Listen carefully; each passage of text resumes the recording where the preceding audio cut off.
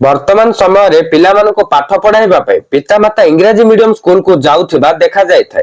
तेबे पिलामाने मध्य पाश्चात्य संस्कृतिर कबଳରେ कबलित होई इंग्रजी भाषा प्रति आकृष्ट हेउछन्ति। तेबे एपरि स्थिति रे गुजरात सरकार नेइछन्ति एक स्वतंत्र पदक्षेप। गुजरात समस्त विद्यालय रे एणिकी पिलामानक पाठ्यक्रम रे भागवत गीता सार जोग कराजिबा ने निष्पत्ति नेइछन्ति। तेबे एने गुजरात शिक्षा मंत्री कुबेर डिंडर एक प्रेस मीट रे घोषणा करिसन्ति। एपरिकी पिलामानक पय नूतन पाठ्यक्रम मध्य शिक्षा मंत्रालय पक्षरु जारी करा जायछि।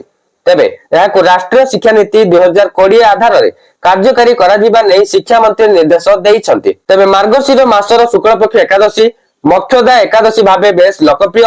तेबे एही दिन गीता जयंती मध्य पालन करा जायथाय। तेबे एही दिन गुजरात सरकार षष्ठ एवं अष्टम श्रेणी विद्यार्थी मानकर भागवत गीता अध्ययन कार्य आरंभ करिबा पई निष्पत्ति नैछन्ति। एहा द्वारा पिला माने तांकर विद्यालय ही भागवत गीता पढ़ी यह विषय जानिबे बोली शिक्षा मंत्री कहिसंती। एहा सहित एही ग्रंथ गोटे नुहे बरं सबु धर्मर सार बोली से कहिसंती। एहार अध्ययन द्वारा पिलामानक मनरे निराश समय एक नूतन आशार संचार करिबारे एहा सहायक हेबो बोली कहिसंती मंत्री। तेबे गुजरात सरकार गत वर्ष एने घोषणा करिथिले किंतु पाठ्यक्रम प्रस्तुत करिबारे विलंब हेबा कारणरू एहाकु कार्यकारी करा जाय नथिला। तेबे चलित वर्षरू आरंभ करी समस्त सरकारी स्कूल रे पिलामानक पई भागवत गीता पढ़िबा पई बाध्यतामूलक करा जिवो। तेबे एहा पई स्वतंत्र शिक्षक रखा जिबा कोनोसी आवश्यक नाही।